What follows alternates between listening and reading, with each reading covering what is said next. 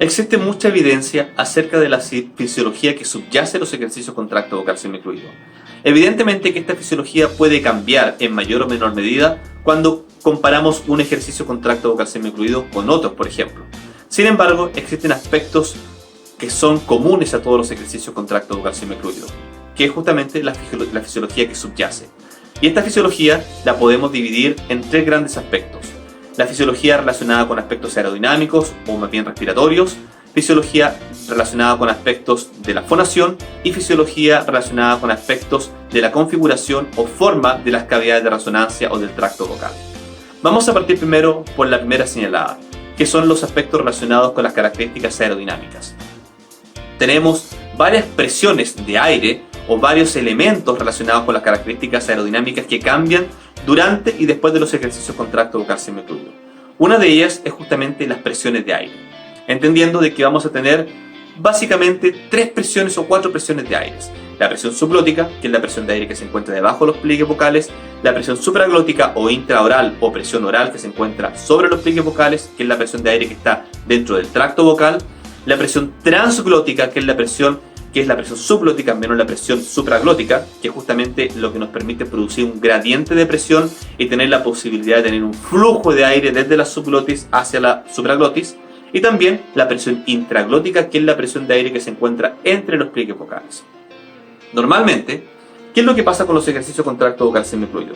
Si nosotros, por ejemplo, tenemos un tubo y hacemos una fonación, al producir una oclusión y un alargamiento del tracto vocal, estamos produciendo un aumento a la resistencia del flujo.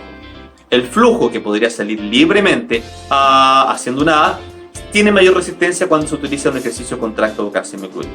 Pero esa resistencia no es una resistencia que vaya a provocar una tensión en la fonación de la persona. Por eso es importante que nosotros guiemos el ejercicio y que no solamente entreguemos el ejercicio al paciente.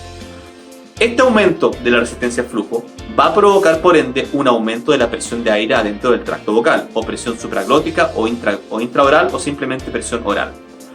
Entonces, ¿qué va a ocurrir con la presión transglótica? Por un momento, si nosotros mantuviésemos la presión subglótica constante, al aumentar la presión intraoral, la presión transglótica disminuiría. Por lo tanto, la fonación estaría en peligro de desaparecer. Entonces, ¿qué hace el cuerpo? El cuerpo, de forma espontánea, inconsciente e involuntaria, aumenta la presión subglótica de acuerdo al aumento de la presión intraoral. ¿Para qué? Para poder mantener la fonación, poder mantener el flujo y por ende poder mantener la producción de voz. De lo contrario, la voz se extinguiría. Por ende, ¿cuál es la secuencia? Aumento de la resistencia al flujo, aumento de la presión intraoral, aumento de la presión subglótica, y esto permite de que la voz pueda seguir produciéndose.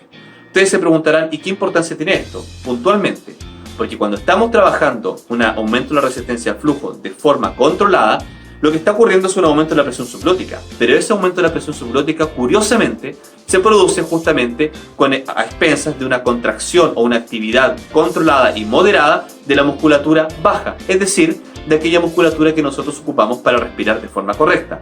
Es decir, estamos estableciendo un patrón respiratorio bajo, pero no con ejercicios de forma aislada ni forma secuenciada como lo hace la tendencia sintomatológica, sino que lo estamos haciendo dentro de un mismo ejercicio, donde estamos trabajando todos los subsistemas involucrados en la producción de la voz, y más aún, el paciente lo hace de forma inconsciente. El cuerpo solo se adapta y sabe qué es lo que tiene que hacer por el solo hecho de haber producido un aumento de la resistencia al flujo.